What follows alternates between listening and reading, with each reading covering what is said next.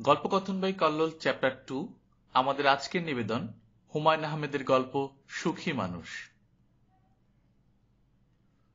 মানুষ যেমন পোশাক বদলায়, আব্দুল কুদ্দুস বদলায় নাম। রাগ করে যে বদলায় তা না, বিপদে পড়ে বদলায়। দীর্ঘদিন এক নামে চলাফেরা করা তার জন্য বিপজ্জনক। গত 1 মাস ধরে আব্দুল কুদ্দুসের নাম আলফ্রেড গোমেজ। এই প্রথম সে খ্রিস্টান নাম নিয়েছে। নামের সঙ্গে লেবাসে কিঞ্চিত পরিবর্তন ঘটিয়েছে। কালো সুতোয় বাঁধা রূপার একটা ক্রস গলায় ঝুলিয়েছে। কোটের পকেটে মথিলিখিত সুসমাচার নামের চটি একটা বই। খ্রিস্টানরা কথাবার্তায় বিনয়ী হয়, সে বিনয়ী হবার চেষ্টা করছে। চেষ্টা তেমন সফল হচ্ছে না, ফট করে রাগ উঠে যাচ্ছে। আব্দুল কুদ্দুস অর্থাৎ আলফ্রেড গোমেজ সাহেবের পেশা পাথরের মূর্তি বেচা কেনা। যেখানে বছরে একটা মূর্তি বেচতে পারলেই হয়, সেখানে সে 4-5টার মতো মূর্তি বিক্রি করে ফেলে। আগে তার প্রধান খদ্দের ছিল আমেরিকান সাহেবরা, এখন জাপানিরা। জাপানিদের সঙ্গে ব্যবসা করার অনেক যন্ত্রণা। তারা মূর্তির ছবি দেখে সন্তুষ্ট না, তাদেরকে জিনিস দেখাতে হয়।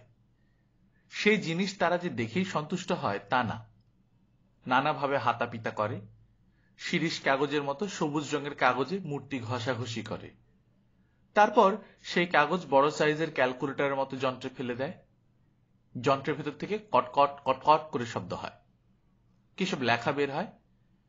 তারপর তারা এমনভাবে মাথা নাড়তে থাকবে যেন আব্দুল কুদ্দুস নকল মাল গুছিয়ে দিতে এসেছে। মাছি তাড়াবার মতো ভঙ্গি করে বলবে, no no, no deal, you go. কাস্টমারদের এইসব অভিনয় আব্দুল কুদ্দুস খুব ভালো বোঝে। সে সঙ্গে সঙ্গে তার জিনিসপত্র গুটিয়ে ফেলে। কাপড়ের ব্যাগে মাল সামলে ব্যাগ হাতে উঠে দাঁড়ায়। হাসি মুখে বলে, ওকে ভাই বলেই দাঁড়ায় না, দরজার দিকে হাঁটা দেয়। জাপানি খদ্দের তখন ব্যস্ত ভঙ্গিতে কুদ্দুসের চেয়েও খারাপ ইংরেজিতে বলে, এটা ছাড়া তোমার কাছে আর কি আছে? কুদ্দুস বলে, আরো আছে, তবে তোমার সঙ্গে কোনো বিজনেস আমি করব না, তোমরা আসল নকল বোঝো না। অন্য মালামাল কি আছে দেখি? না, আপনাদের কিছু দেখাবো না। এই বলে কুদ্দুস অপেক্ষা করে না, লম্বা পা ফেলে বের হয়ে আসে। গরজ তার না, গরজ সাহেবদের। ঠিকই তাকে খুঁজে বের করবে। গলি তস্যগলি পার হয়ে উপস্থিত হবে শাহসুরি রোডে। এটা কুদ্দুসের অপছন্দ। সাহেব শুভরা তার বাড়িতে আসা যাওয়া করলে লোকজনের চোখে পড়বেই। চোখ কপালে তুলে ভাববে, বিষয়টা কি, এই বাড়িতে এত সাহেবের আনাগোনা কেন? মূর্তি বেচা কেনার ব্যবসাটা কুদ্দুসের পছন্দ। রিস্ক আছে, তবে বড় রিস্ক না। বাংলাদেশের মানুষ মূর্তি নিয়ে মাথা ঘামায় না। পত্রপত্রিকায় মাঝে মধ্যে ভেতরের পাতায় সংবাদ ছাপা হয়, দেশের অমূল্য সম্পদ পাচার। খুবই ফালতু। এই জাতীয় খবরে কেউ মাথা ঘামায় না। যে দেশের মানুষই পাচার হয়ে যাচ্ছে, সে দেশে মূর্তি পাচার কোনো ব্যাপারই না। মূর্তির দাম নিশ্চয়ই মানুষের চেয়ে বেশি না। আব্দুল কুদ্দুস পর্যটনের হোটেলের একটা কামরায় চুপচাপ বসে আছে। মেঝেতে চেয়ারের পাশে ক্যাম্বিসের সবুজ রঙের পেট মোটা ব্যাগ। ব্যাগের ভেতর প্রথমে টাওয়েল এবং তারপর খবরের কাগজ ও পলিথিন দিয়ে মোড়া জিনিস। কুদ্দুসের মুখোমুখি বসে আছে চশমা পরা বাঙালি এক ভদ্রলোক। ব্যবসায়িক লেনদেন সে করবে এটা বোঝা যাচ্ছে। আব্দুল কুদ্দুস সামান্য শঙ্কিত। এই বাঙালি বাবু কমিশন কত খাবে ঠিক বোঝা যাচ্ছে না। ইশার ইঙ্গিতে যদি লোকটাকে বলা যেত যে কমিশন দেওয়া হবে, তাহলে মোটামুটি নিশ্চিন্ত থাকা যেত। 10% কমিশন। যত বেশি দামে বিক্রি হবে তত কমিশন। এইসব ক্ষেত্রে দালালরা দাম বাড়াতে সাহায্য করে। চশমা পরা লোকটাকে হাতে রাখতে পারলে ভালো হতো। তেমন সুযোগ এখনো হয়নি। মূল খদ্দের টয়লেটে ঢুকেছে, এখনো বের হচ্ছে না। একটু পরপর বাথরুম থেকে ফ্ল্যাশ টানার শব্দ আসছে। সাহেবের বাঙালি খাবার খেয়ে পেট নেমে গেছে কিনা কে জানে। ওরসালাইন চলছে। চশমা পরা অ্যাসিস্ট্যান্ট ওরসালাইন এনে দিচ্ছে না কেন? ভদ্রলোক হাত বাড়িয়ে বললেন, আমার নাম জুবায়ের খান। যে হাতটা বাড়িয়েছেন সেই হাতেই জ্বলন্ত সিগারেট। হ্যান্ডশেক করতে গেলে সিগারেটের ছ্যাঁকা খাওয়ার সম্ভাবনা। কুদ্দুস বিরস মুখে জুবায়ের খানের আঙুলগুলো শুধু স্পর্শ করল। কুদ্দুস গম্ভীর গলায় বলল, আমার নাম আলফ্রেড গোমেজ। আপনি খ্রিস্টান? জি। মূর্তি কেনা বেচার ব্যবসা কতদিন ধরে করছেন? কুদ্দুসের মেজাজ খারাপ হয়ে গেল। কি বিশ্রী ভঙ্গিতেই না প্রশ্নটা করেছে, যেন কুদ্দুস বাংলাদেশের সবচেয়ে বড় চোর, দেশের অমূল্য সম্পদ পার করে দেশকে শেষ করে দিচ্ছে, আর সে মহাসাধু। কুদ্দুস মনে মনে বলল, তুই যতদিন ধরে দালালি করছিস আমার ব্যবসা ততদিনের। স্যাম্পল এনেছেন? কুদ্দুস হ্যাঁ না কিছুই বলল না। সে লক্ষ্য করলো হঠাৎ তার রাগ উঠে গেছে। স্যাম্পল কি এনেছেন আমাকে দেখান। কুদ্দুস বলল, যে কিনবে সে দেখুক, আপনি দেখে কি করবেন? আগে আমি দেখব, আমি যদি ইয়েস বলি তবেই স্যার দেখবেন। মূর্তির কোয়ালিটি, প্রাইস এইসবে আমার সামান্য অভিজ্ঞতা আছে। কুদ্দুস নিতান্ত অনিচ্ছায় তার ক্যানভিসের ব্যাগ খুলল, মোটা টাওয়েলে জড়ানো মূর্তিটা বের করল। ভদ্রলোক ঝুঁকে এলেন, শুকনো গলায় বললেন, কি মূর্তি? কুদ্দুস বলল, কি মূর্তি জানি না, আমি আপনার মতো এক্সপার্ট না। মেয়ে মানুষের মূর্তি এটা বলতে পারি। হিন্দুদের কোনো দেবী টেবি হবে, এদের তো কয়েক লক্ষ দেবী, কয়েক লক্ষ দেবীর একজন। কোনো দেবী মূর্তি না, অপ্সরাদের মূর্তি হতে পারে, রম্ভা, মেনকা।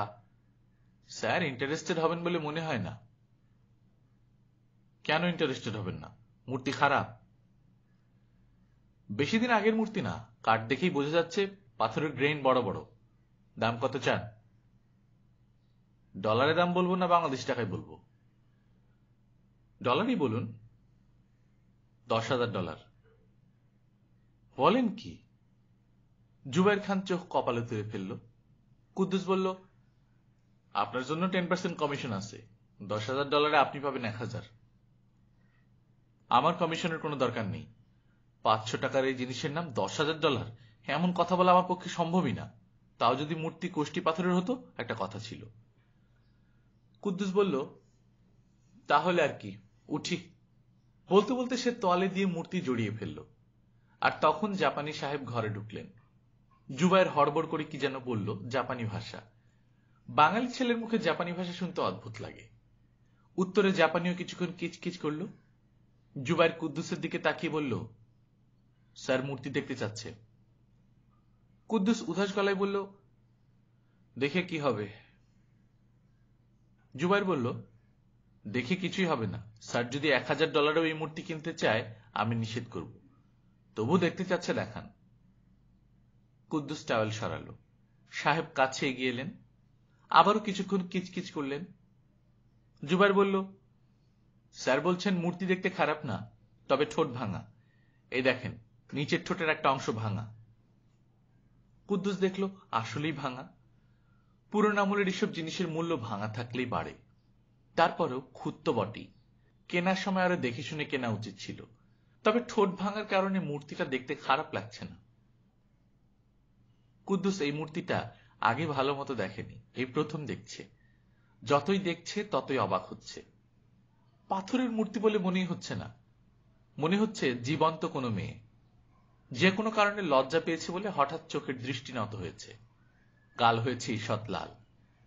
খুবই আনমনা মেয়ে। জুবাইর বলল, স্যার দাম জানতে চাচ্ছেন? দাম তো বলেছি। সে তো কথার কথা, এখন ঠিক দাম বলেন, ক্যাশ পেমেন্ট হবে। জাপানিরা অল্প কথার মানুষ। $1,000 অনেক বেশি হয়ে যায়। তারপর আপনি কষ্ট করে এসেছেন, স্যারকে $1,000 বলে দেখি, রাজি হবে বলে মনে হচ্ছে না। কুদ্দুস মূর্তি তার ব্যাগে ভরে ফেলল। ব্যাগ কাঁধে নিতে নিতে বলল, যা বলেছি বলেছি। আপনার স্যার যেমন এক কথার মানুষ, আমিও সেরকম এক কথার মানুষ। আপনি কি ফিক্সড প্রাইস সব খুলেছেন নাকি? জি, ফিক্সড প্রাইস। সাহেব আবারও কিচকিচ করা শুরু করেছে। তার কিচকিচানির মধ্যে এক ধরনের উত্তেজনা দেখা যাচ্ছে। একবার মনে হলো জাপানি ভাষায় জুবাইরকে ধমকও দিলেন। তারপর কুদ্দুসের দিকে তাকিয়ে ইংরেজিতে বললেন, সিট ডাউন। কুদ্দুস বসল। মনে হচ্ছে বাণিজ্য হবে। পুরনো আমলের জিনিস একবার কারো মনে ধরে গেলে বিপদ আছে। একবার মনে ধরা মানে বড়শিতে গেঁথে যাওয়া। সেই বড়শি থেকে বের হওয়া অতি কঠিন। সাহেব কি বড়শিতে গেঁথেছে? মনে হয় গেঁথেছে। মূর্তিটা বিক্রি করা কুদ্দুসের জন্য অতি জরুরি। গত 1 বছরে সে কিছুই বিক্রি করতে পারেনি। হাসমত একটা বিষ্ণু মূর্তি এনে দেবে বলে 70,000 টাকা নিয়ে গিয়েছিল। হাসমতের কোনো খোঁজ নেই। লোক মুখে শুনেছে সে মূর্তি ঠিকই জোগাড় করেছে, বিক্রি করেছে অন্য জায়গায়।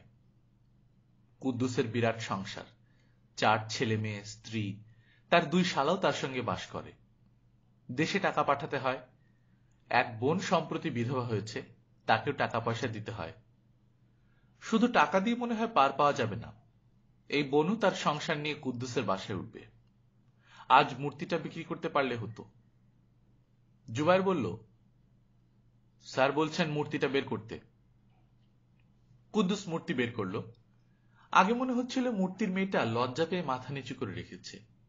এখন মনে হচ্ছে তা না, মেয়েটা রাগ করে চোখ নামিয়ে নিয়েছে। খুবই তুচ্ছ কোনো কারণে রাগ করেছে। কিছু কিছু মেয়ে আছে রেগে গেলে চোখে পানি এসে যায়। এই মেয়ে সেই জাতের, এখনই হয়তো কেঁদে ফেলবে। জুবায়ের বলল, আপনার দাম শুনে স্যার প্রায় ভিড়মি খেয়েছেন।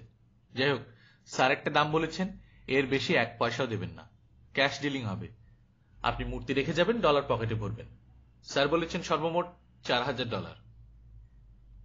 কুদ্দুস অতি দ্রুত চিন্তা করছে। $4,000 খারাপ না, বেশ ভালো। ডলারে 51 টাকা করে পাওয়া যাচ্ছে। 4,000 গুণন 51 কত হয়? 2,04,000। এই মূর্তির পেছনে তার খরচ হয়েছে খুবই সামান্য, 11,000 টাকা। লাভ 1,93,000। খারাপ না, ভালো। জুবায়ের বলল, চুপ করে আছেন কেন, কিছু বলেন। কি বলবো? স্যার একটা প্রাইস বলেছেন, হ্যাঁ না কিছু বলেন। কুদ্দুস মূর্তির দিকে এক ঝলক তাকালো। ধক করে বুকে ধাক্কার মতো লাগলো। মূর্তির মেয়েটা মনে হয় কথাবার্তা শুনছে। তাকে নিয়ে দরদাম করা হচ্ছে। মেয়েটা যে চোখ নিচু করে আছে, এই লজ্জাতেই চোখ নিচু করে আছে। জাপানি কিচকিচ করে ইঁদুরের মতো কিসব যেন জুবায়েরকে বলছে। হাত নাড়ছে। হাত নেড়ে কথা বলার অভ্যাস হলো বাঙালির অভ্যাস। মাঝে মাঝে বিদেশিদের মধ্যেও এই অভ্যাস দেখা দেয়। আলফ্রেড গোমেজ সাহেব। জি। স্যারের সঙ্গে লাস্ট কথা হয়েছে। উনি আজ রাতের ফ্লাইটে চলে যাচ্ছেন, সিঙ্গাপুর এয়ারলাইন্স। উনি সময় নষ্ট করতে চান না।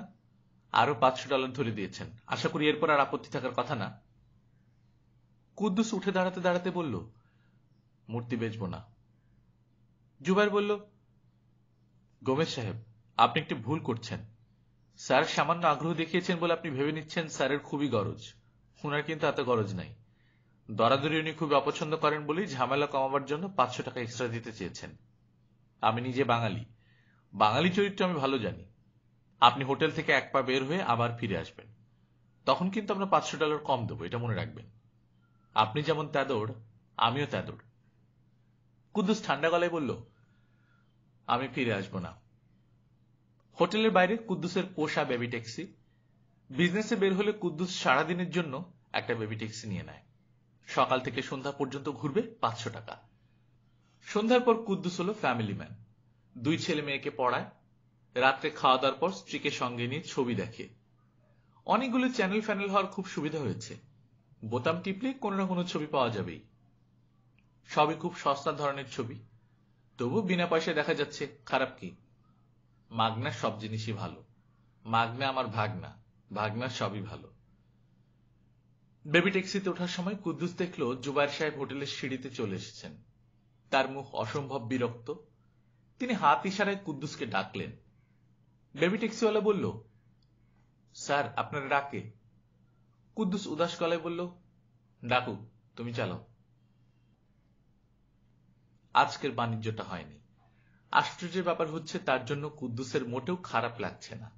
অবস্থা যা দাঁড়িয়েছিল তাতে তো মনে হচ্ছিল মূর্তিটা হাত ছাড়াই হয়ে যাবে। 10,000-এ রাজি হয়ে গেলে কুদ্দুসের হ্যাঁ বলা ছাড়া উপায় ছিল না। তেমন টাকা পেলে মানুষ তার স্ত্রী পুত্র বেচে দেয়, আর এ তো সামান্য একটা মূর্তি। সন্ধ্যা অনেকক্ষণ হলো মিলিয়েছে। কুদ্দুস তার বাসার বারান্দায় বসে আছে। এই জায়গাটা তার অনেক প্রিয়। যদিও প্রিয় হবার মতো কিছু নেই। ফ্ল্যাট বাড়ির বারান্দাগুলো যেমন হয়, এক চিলতে জায়গা, একটা চেয়ার বসালে মানুষ হাঁটার জায়গা থাকে না। তার চেয়েও ভয়াবহ কথা হলো, বারান্দা থেকে আকাশ দেখা যায় না, পাশের ফ্ল্যাটের দেয়াল দেখা যায়। কুদ্দুসের নিজের কিছু ট্রাঙ্ক বারান্দায় রাখা। বালিশ সহ একটা পাটি পাতা আছে। চিকের পর্দা টেনে বারান্দায় শুয়ে আরামে ঘুম দেয়া যায়। ছেলে মেয়েদের হইচই চিৎকার কিছুই কানে আসে না। বারান্দায় বাতি জ্বলছে, কুদ্দুসের হাতে চায়ের কাপ, তার পাশেই পাটিতে মূর্তিটা শোয়ানো। কুদ্দুস তাকিয়ে আছে মূর্তিটার দিকে, কিছুতেই চোখ ফিরিয়ে নিতে পারছে না। সে খুব অস্বস্তিও বোধ করছে। মনে হচ্ছে এক্ষুনি তার স্ত্রী আমেনা এসে উকি দেবে। খুটখাট শব্দ হওয়া মাত্র কুদ্দুস চমকে দরজার দিকে তাকাচ্ছে। যদিও এই চমকানোর কোনো মানেই হয় না। আমেনা এসে দেখলেও কিছু আসে যায় না। এমন তো না যে তার পায়ের কাছে সত্যি সত্যি কোনো মেয়ে লজ্জা লজ্জা চোখে শুয়ে আছে। পাথরের মূর্তি, পাথরের মূর্তি তার কাছে থাকতেই পারে, তার ব্যবসায়ী মূর্তি নিয়ে। তারপরে এমন অস্বস্তি লাগছে কেন? মূর্তিটা বারবার হাত দিয়ে ছুঁতে ইচ্ছা করছে। পাথরের মূর্তি হাত দিয়ে ছুঁয়ে দেখা কোনো ব্যাপার না। তাছাড়া মূর্তির গায়ে ধুলাবালি আছে, ধুলাবালি পরিষ্কার করার জন্য গায়ে হাত দেয়া যায়। কুদ্দুস হাতের চায়ের কাপ নামিয়ে মূর্তিটা কোলে নিল, পরিষ্কার করতে হবে। আর তখনই বারান্দার দরজার দিকে আমেনা আসছে এমন শব্দ পাওয়া গেল। কুদ্দুস অতি দ্রুত টাওয়াল দিয়ে মূর্তি ঢেকে ফেলল। আশ্চর্য ব্যাপার, তার কপালে সামান্য ঘামও জমে গেল। কি করছো? চা খাচ্ছি, আবার কি করব? তোমার কোলে কি? কুদ্দুস বিরক্ত গলায় বলল, কিছু না। মেয়েদের অতিরিক্ত কৌতূহল তার কাছে অসহ্য লাগে। তার কোলে কি তা দিয়ে আমেনার দরকার কি? সে তো আর মেয়ে মানুষ কোলে নিয়ে বসেনি। এই জাতীয় বদচিন্তা সে কখনো করে না। পুরুষ মানুষের অনেক বদভ্যাস থাকে, আজে বাজে জায়গায় যাওয়া, লাল পানি খাওয়া, তার কোনোটাই কুদ্দুসের নেই। তারপরেও এত সন্দেহ। কেমন চোখ সরু করে বলছে, তোমার কোলে কি? আবার চলেও যাচ্ছে না, দরজা ধরে দাঁড়িয়ে আছে। তোমার কাছে কে যেন এসেছে। আসছি, একটা শার্ট এনে দাও। আমেনা শার্ট আনতে গেল। এই ফাঁকে অতি দ্রুত কুদ্দুস মূর্তি সামলে ফেলল। টাওয়েল দিয়ে ঢেকে ব্যাগের ভেতর পাচার। ভালো একটা তালা আজই কিনতে হবে, ব্যাগে তালা দিয়ে রাখতে হবে। মূর্তি নিয়ে কুদ্দুস যখন বের হয় তখন ব্যাগে তালা থাকে না। তালা মানেই সন্দেহ, কিন্তু এখন মনে হচ্ছে তালা লাগবে।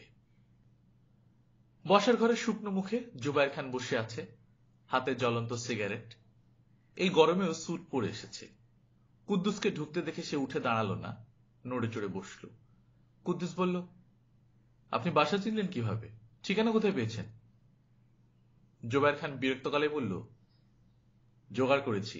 কিভাবে জোগাড় করেছি সেই লম্বা স্টোরি বলার সময় নেই। আমি আপনার টাকা নিয়ে এসেছি, মূর্তিটা প্যাক করে দেন। কি মূর্তি? কি মূর্তি মানে? আজ সকালে যেটা নিয়ে হোটেলে গিয়েছিলেন। ও আচ্ছা, যা চেয়েছেন তাই নিয়ে এসেছি, 10,000। ট্রাভেলার্স চেকে পেমেন্ট হবে। অসুবিধা নেই তো? জি না, অসুবিধা নেই। বসে আছেন কেন? যান, মাল নিয়ে আসুন। আমার হাতে সময় নেই, স্যারের রাতের ফ্লাইট। চা খাবেন? না, চা খাবো না। এক গ্লাস পানি খেতে পারি। ফুটন্ত পানি আছে তো? ফোটানো পানি আছে তো? আছে, ফোটানো পানি আছে। যান, এক গ্লাস ঠান্ডা পানি নিয়ে আসুন, আর মূর্তিটা আনুন।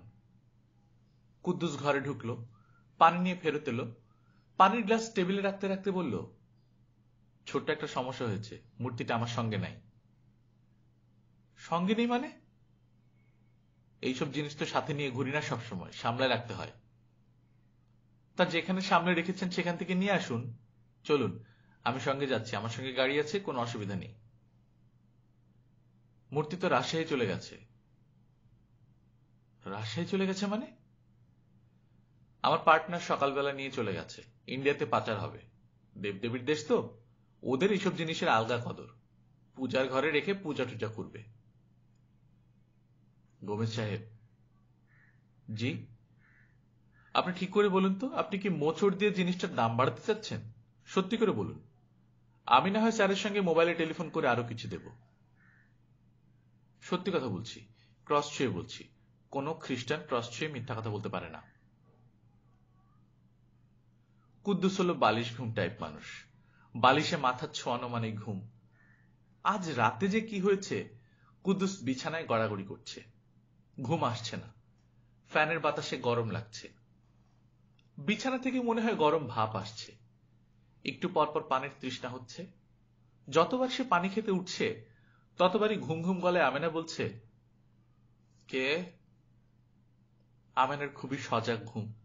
সামান্য কাশির শব্দ সে লাফ দিয়ে বিছানায় উঠে বসে বলবে, কে কাশে? আমেনার ঘুম যদি একটু গাঢ় হতো তাহলে সে বারান্দায় চলে যেত। ক্যাম্বিসের ব্যাগ থেকে মেয়েটাকে বের করত। মেয়েটাকে খুবই দেখতে ইচ্ছা করছে। কুদ্দুসের কাছে খুব খারাপও লাগছে। সে দিব্যি ফ্যানের নিচে আরামে বিছানায় শুয়ে আছে, অথচ আরেকজন। শেষ রাতে মানুষের ঘুম গাঢ় হয়, আমেনারও নিশ্চয়ই গাঢ় ঘুম হবে। তখন বারান্দায় চলে গেলেই হবে। মেয়েটাকে খুবই দেখতে ইচ্ছা করছে। কুদ্দুস বিছানায় এপাশ ওপাশ করতে করতে শেষ রাতের জন্য অপেক্ষা করতে লাগল। 5 বছর পরের কথা। আব্দুল কুদ্দুস আবার নাম পাল্টেছে। এখন তার নাম মুন্সি হাবিবুল্লাহ।